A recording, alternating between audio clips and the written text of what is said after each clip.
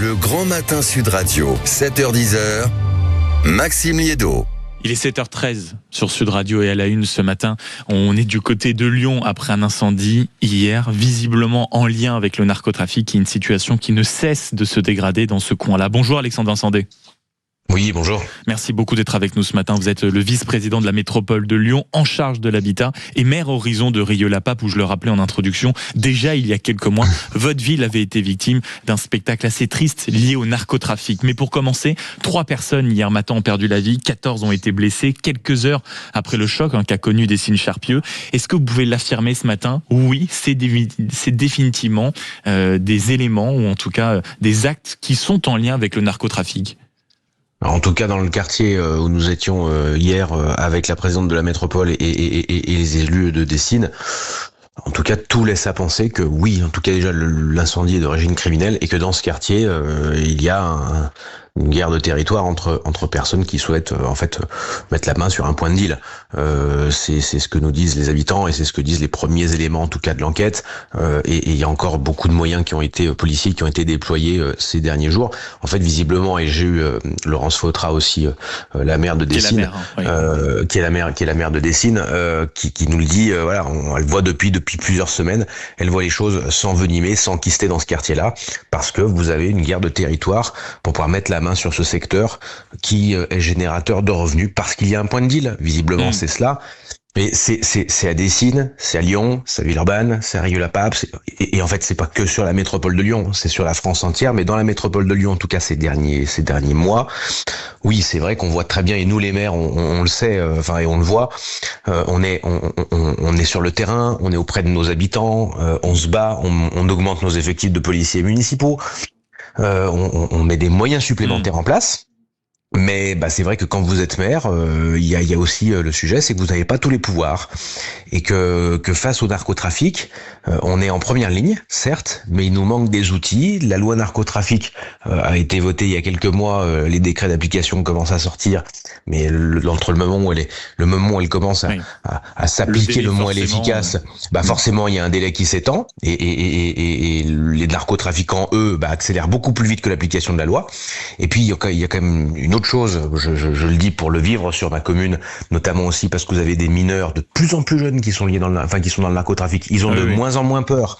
Moi, j'ai une policière municipale qui a failli être tuée il y a encore quelques jours, quelques semaines.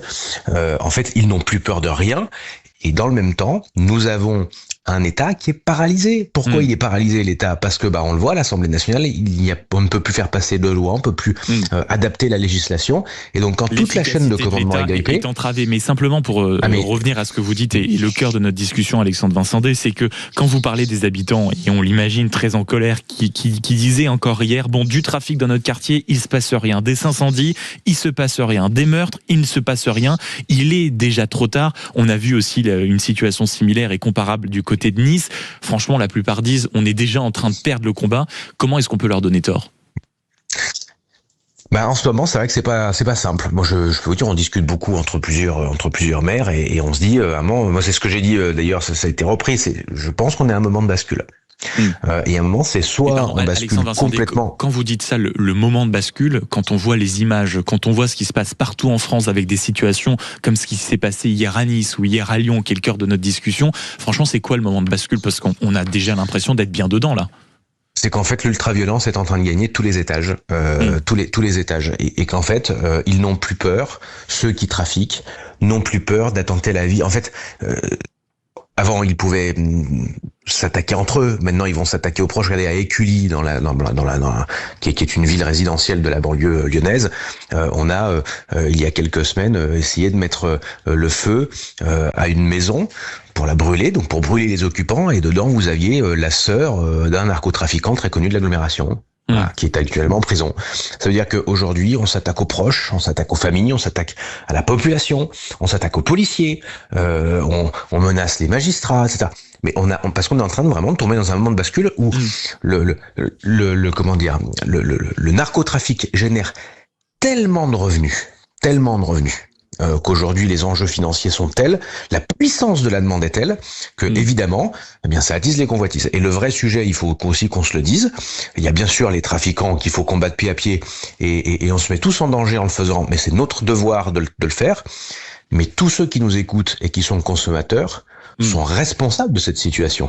Moi, j'étais parlementaire. Qui mettent forcément aussi un doigt dans l'engrenage quand ils sont des consommateurs. Moi, je veux dire, j'ai été parlementaire pendant 2 ans, entre 2022 et 2024. J'avais déposé une PPL, une proposition de loi, pour taper très très fort sur les consommateurs.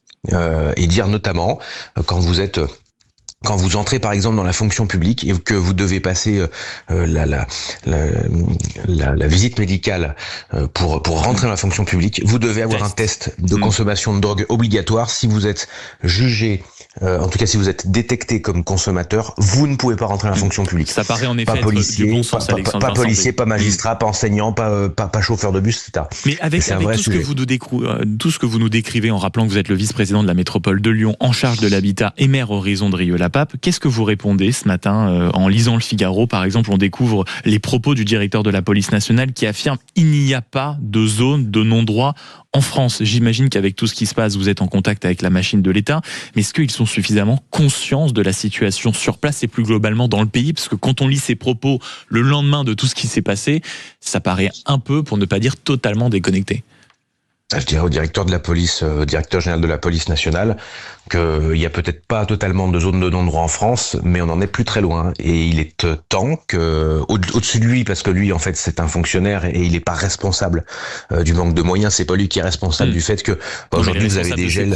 Et quand on voit le directeur de la police nationale qui affirme il n'y a pas de zone de non-droit en France, je suis sûr qu'il y a plein de Français qui nous écoutent, qui vivent à proximité de ces zones-là. Écoutez, je pense aux habitants des quartiers nord de Marseille, je pense à certains quartiers dans l'agglomération lyonnaise. Il y a quelques zones de non-droit où la police a beaucoup de mal à rentrer. Donc s'il y a des zones de non-droit en France, et justement le problème c'est que si déjà on commence à dire que ça n'existe pas alors que ça existe, oui, vous n'êtes pas dans la même réalité que les citoyennes et les citoyens qu'on est censé servir. Merci beaucoup Alexandre Vincent, vice-président de la métropole de Lyon en charge de l'habitat et maire horizon de Rieux-la-Pape, d'avoir été avec nous ce matin et d'avoir parlé avec, on va dire, votre franc-parler de ce qui s'est passé à Lyon, mais on aurait pu aussi parler de ce qui s'est passé à Nice, une fusillade dans le quartier des Moulins qui a fait 2 morts et 3 blessés au minimum. Et sur cette question et sur les propos aussi du directeur de la police générale dans le Figaro ce matin qui affirme il n'y a pas de zone de non-droit en France, on y reviendra après 8h30 en votre compagnie, amis auditeurs, au 0826 300 300, 7h20 sur Sud Radio.